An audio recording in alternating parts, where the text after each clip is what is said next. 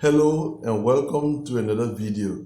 In today's video, I will be discussing the 7 different steps involved in a diversity visa program.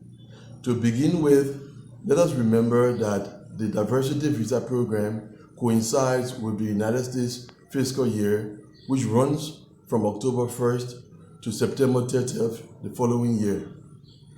That leads us to our first point, the entry period. That is the time of the year when you can enter the diversity visa program.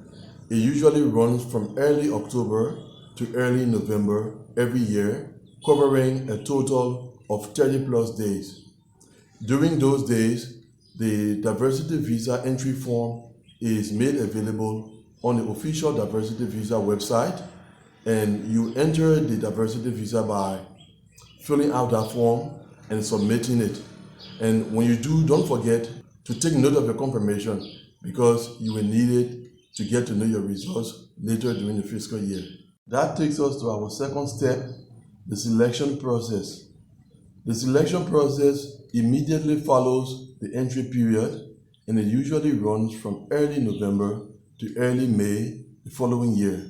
Although this year is an exception because it was extended to June due to the coronavirus pandemic.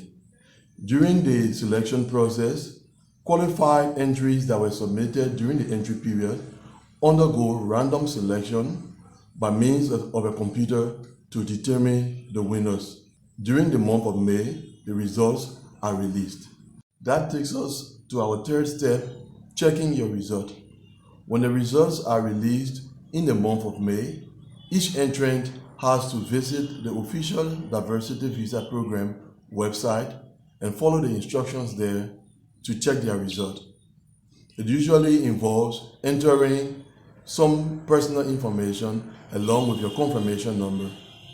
Those who are not selected see a notification to that effect upon checking their result. Those, on the other hand, who are selected see their result in the form of a letter that informs them that indeed they have been selected. We refer to that letter as notification letter number 1, or NL1 for short, because there is another notification letter that we are going to see in our discussion. That takes us to step number 4, filling out your online immigrant visa application, or DS-260. Upon being selected, your notification letter will instruct you how to go about filling out your DS-260. You will need to fill out DS-260 for each member of your family who entered the diversity visa lottery along with you. It is also the time to include members who were added to your family after you entered the lottery. For example, if you had a child or you got married after you entered the lottery, you will have to fill out DS-260 for your spouse or your child.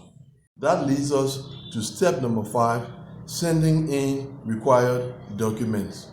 Upon being selected, KCC will send you an email to the email address you provided during the entry period, requesting you to send a list of required documents.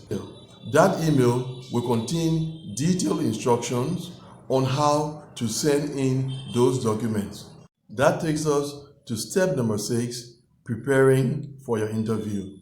To prepare for your interview, there are a number of things you have to do.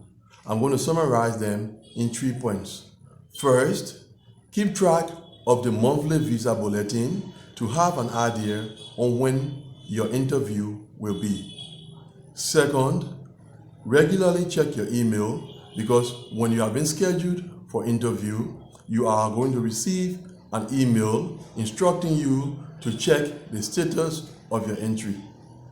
And thirdly, upon checking the status of your entry, you will receive your second notification letter, which contains the details of your interview and other information regarding things you have to do before the interview.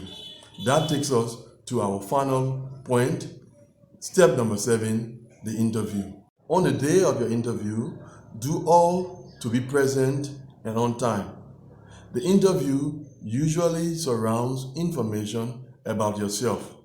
So once you provided accurate information throughout the process and you followed all of the instructions, there is no reason why you will be denied a diversity visa. These are the 7 steps involved in a diversity visa program.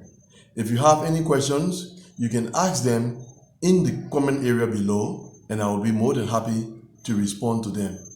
Thanks for watching. Don't forget to subscribe to this channel and see you in the next video. Bye-bye.